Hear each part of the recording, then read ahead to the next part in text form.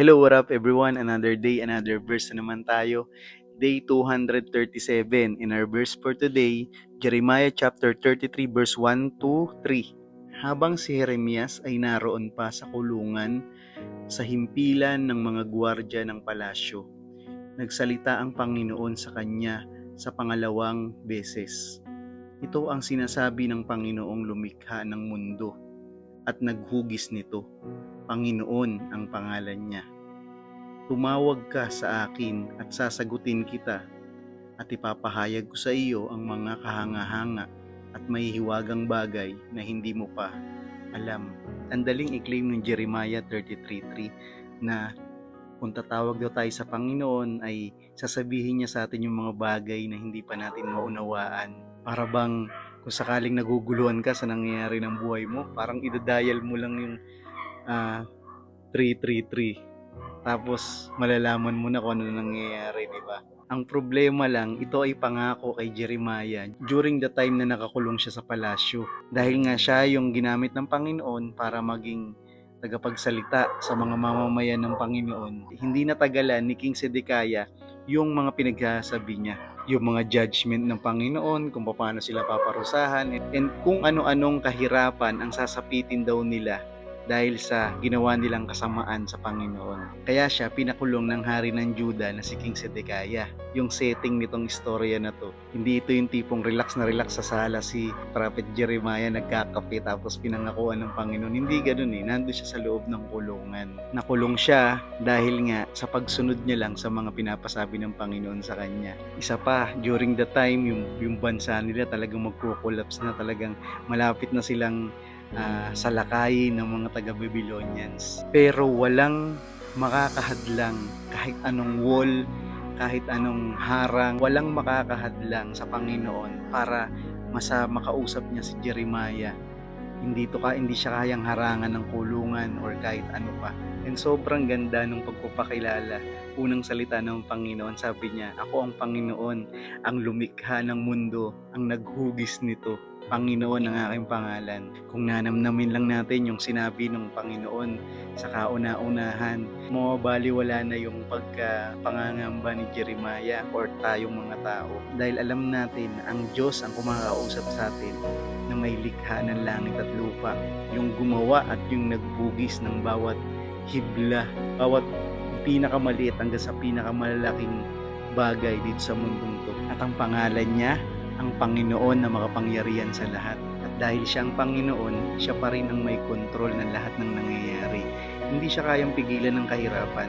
Hindi siya kayang pigilan ng mga pader na nakakulong si Jeremiah or kahit anong dead ends, katapusan na iniisip natin. Ang mensahe ng Panginoon, hindi sinabi ng Panginoon na Jeremiah, ito yung plano para makalaya ka dyan sa kulungan, kundi ang sinabi ng Panginoon sa verse 3, tumawag ka sa akin. Kahit na nandyan ka sa loob ng kulungan, tumawag ka sa akin at papakinggan kita. Na-realize ko, during that time, ang panalangin na sinasabi ng Panginoon dito, hindi ito yung tipo na tumawag ka sa akin tapos makakalaya ka, tumawag ka sa akin tapos magkakaroon ng solusyon ng mga problema mo. It's just simply, tumawag ka sa akin at mauunawaan mo yung mga bagay na hindi mo maunawaan. Magkakaroon ka ng panibagong perspective, magkakaroon ka ng karunungan at ibang klaseng pag-asa, isang pag-asa na panghabang buhay na pag-asa na hindi natin makita ng mga mata na to. Kayang-kaya tayong i-meet ng Panginoon during the time na parang nandun tayo sa pinakamadilim, sa prison, na-overwhelm tayo sa problema, nag-aalala tayo, parang pakiramdam natin dead end na or na-stuck na tayo sa isang sitwasyon. Hindi lang tayo kayang katagpuin ng Panginoon sa mga magandang nangyari, kundi kaya niya tayong katagpuin sa mga pinaka-down moments ng buhay natin. Para mapaunawa sa atin na karapat dapat siyang pagkatiwalaan, kinakailangan nating i-anchor yung buhay natin at pananampalataya at pag-asa natin sa Kanya dahil siya yung gumawa ng buong universe kung saan hindi nagbabanggaan yung mga planeta, kung paano niya hinulma, kung paano niya hinugis ang mga bagay-bagay, ultimo yung pagkatao natin. Siya lahat ang nag-design niyan at hindi niya sinimulan ng isang bagay na walang katapusan. The reason kung bakit may simula ay dahil meron ding katapusan. The God that we are serving is an all-knowing God. So before tayo mag-pray sa Kanya, dapat alam natin na siya yung Diyos. Dapat kilala natin na siya yung creator. Dapat kilala natin na siya yung nasa trono. Nakaupo doon simula nung panahon ng Old Testament hanggang ngayon sa panahon natin ngayon, siya pa rin ang nakaupo at siya pa rin yung sinasamba natin. May control ng lahat ng bagay. The reason kung bakit tumitibok pa yung mga puso natin, the reason kung bakit tayo humihinga pa rin, and the reason kung bakit sumisikat pa rin ang araw sa umaga at lumulubog sa gabi at hindi nagkakabangga-banggaan ng mga planeta, dahil yon dun sa Panginoon na kumokontrol ng lahat ng bagay. Marami tayong bagay na hindi maintindihan.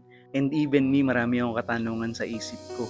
Mga hindi may paliwanag, mga pangyayari sa buhay natin na hindi nga natin maisaayos or hindi kayang gagapin ng kaisipan natin na ito.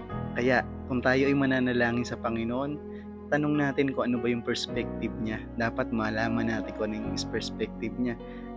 Itanong natin, Lord, ano ba yung ginagawa mo behind the scene? Ipakita mo naman sa akin, bigyan mo ko ng wisdom para maintindihan ko at maunawaan ko yung mga bagay na hindi ko nauunawaan.